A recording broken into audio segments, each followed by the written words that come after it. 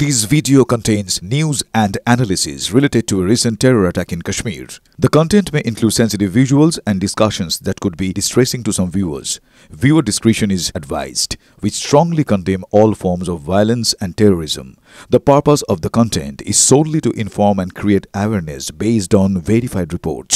Top quality और consistent performance के लिए सिर्फ सिल्वर पंप नाम याद रखना। পর্যটন ব্যবসায় ছিল তার রুটি রুজি। পর্যটক তার কাছে ঈশ্বর স্বরূপ।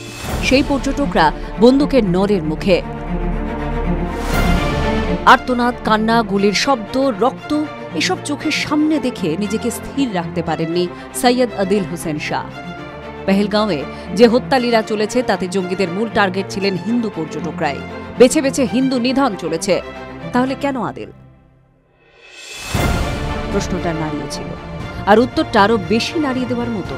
পর্যটকদের বাঁচাতে বুক চিতিয়ে জঙ্গিদের হাত থেকে AK-47 কেড়ে নিতে গিয়েছিলেন বছর 26-এর আদিল।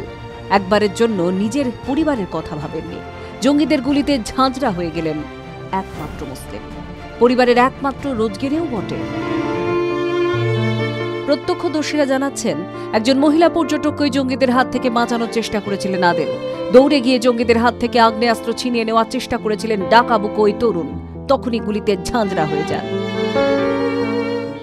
এলাকাতেই বাড়ি। পর্যটকদের ঘোড়ার পিঠে চড়িয়ে বাইসারেনে ঘোরাতেন। ছোটবেলা থেকে এটাই তার পেশা। বাড়িতে আছেন বৃদ্ধ মা বাবা। ঘটনার পরই আদিলের বাড়িতে গিয়েছিল মুহুর্মুহু ফোন, কিন্তু সে ফোন প্রথমে কেউ তোলেননি। পরে এক ব্যক্তি তুলে আদিলের বাবাকে জানিয়েছিলেন তার ছেলে হাসপাতালে। পরে হাসপাতালে গিয়ে জানতে পারেন সবটাই শেষ। আদিলের বৃদ্ধ মা কান্নায় ভেঙে পড়েছেন। কথা বলার মতো পরিস্থিতিতেই নেই।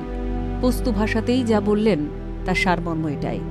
পরিবারের একমাত্র রোজগেরে ছিল আদিলই। পর্যটকদের জন্য জীবনটাই দিয়ে দিলেন বছর 26-এর আদিল।